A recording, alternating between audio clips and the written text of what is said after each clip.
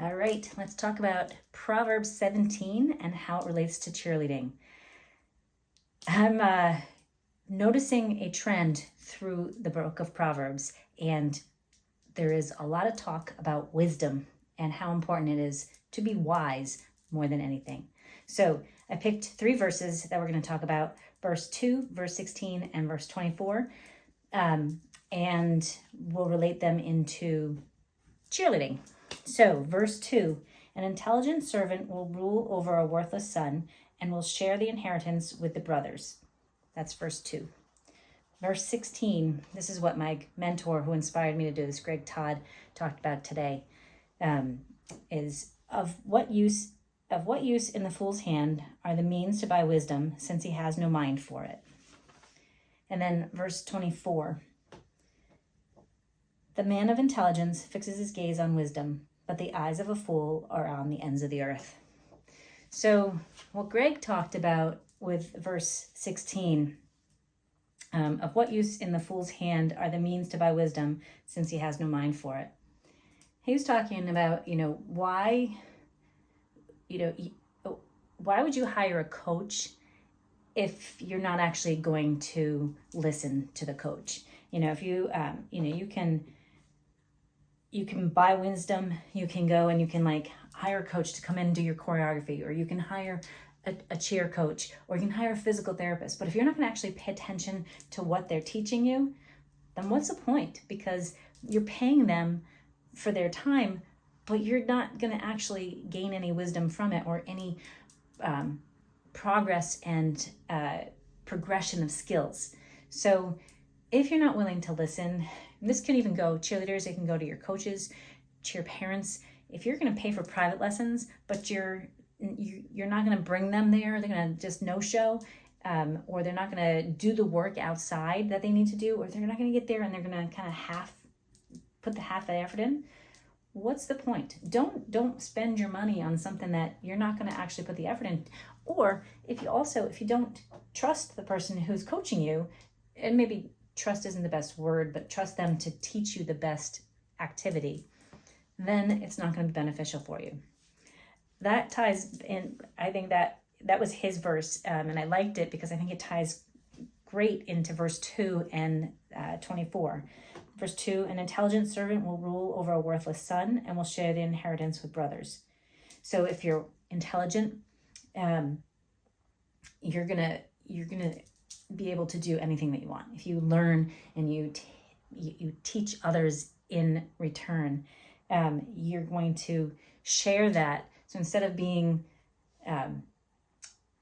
selfish and not sharing what you've learned in cheer, you're going to share that out with the world. And when you can do that, then you're going to excel. Just like, so for me, teaching Proverbs, this is new for me. I'm not perfect at the Bible. I fully believe in God. I worship God, and He guides my entire being. And I like some things in the Bible, and I'm looking at this in a different light. But I don't know this, but me teaching this helps me to know it better. So when you learn this new skill, maybe you teach your JV, maybe you teach Pop Warner, maybe, you go to a cheer coach conference and you come back and teach your coaches, and you share that with the rest of the state. There's a lot of things, say health and safety wise, that are really important to share with the world. And the more we share that, the better it gets. Hint, if this speaks to you, share this out too, so more people hear it. And then verse 24, the man of intelligence fixes his gaze on wisdom, but the eyes of a fool are on the ends of the earth. If you want to succeed, you got to learn how to do things more. Yes, it's important. Hire a coach. If you don't know how to do a workout that's going to help improve the strength and mobility and the motion of a cheerleader, I've been doing ankle work, and I'm planning on a masterclass on ankles. If I don't do the work to look up what's the latest research on hips and ankles, what do people need to know? What are they looking for? If I don't do that research, then I'm the fool for not being able to teach that. But if I offer this and you don't use it, and you don't, okay, this is what I'm learning about the ankles and the hips and exercises that we can incorporate into our everyday workouts, I'm not saying you have to buy this is not guilting you into buying my masterclass, but in general, if you're not learning new ways to exercise and you're not learning to challenge yourself, you're not challenging yourself to learn and be better, whether that be on the mat or just in your own everyday life, then you become a fool. If you just keep your eyes on the prize and you're like, I'm going for the win and I'm going to make bank and I'm gonna, my kid's gonna cheer in the Olympics, but you're not keeping that, like, they're learning every single day and learning how to move better and how to feel better and how to put the work in. If we don't do that on a regular basis, then that eye on that prize doesn't matter.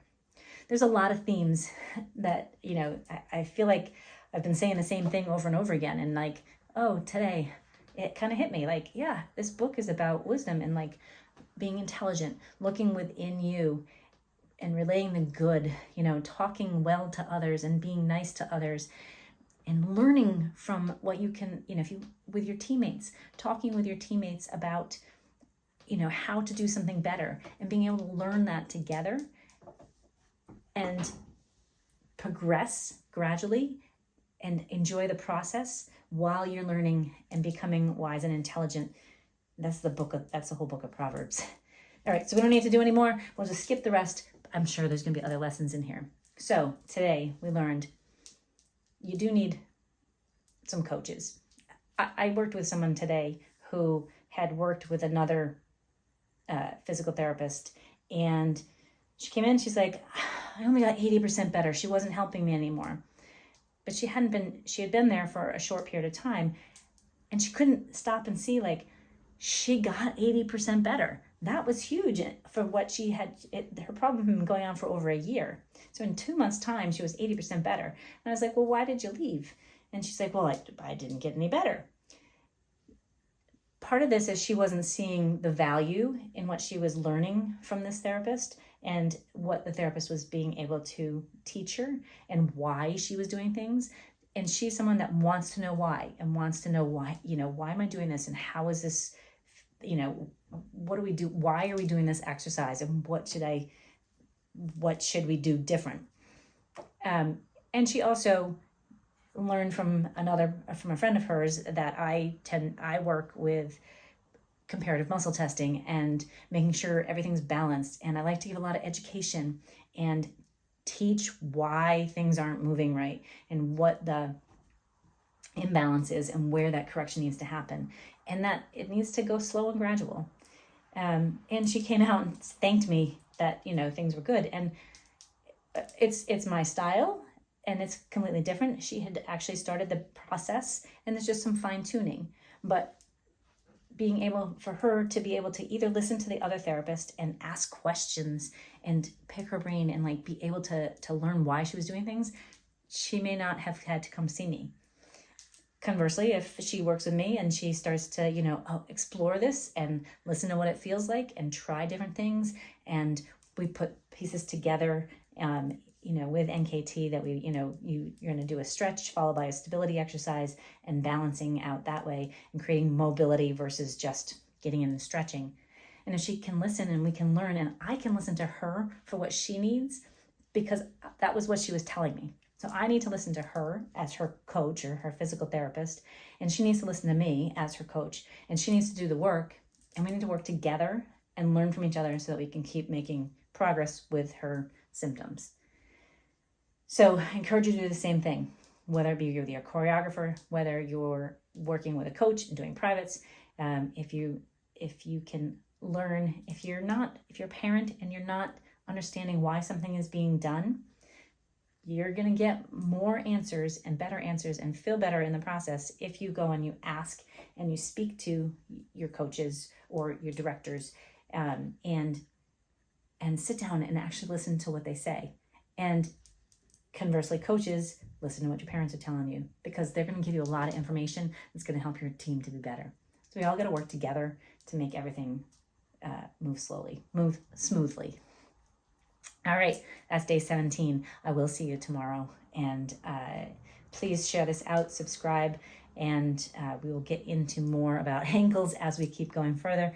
But you know, one a week, one a day is about all I can handle on YouTube right now. So, but if you like this, hit the subscribe button and share it out, and let's get some wisdom out there. All right. Thanks for listening.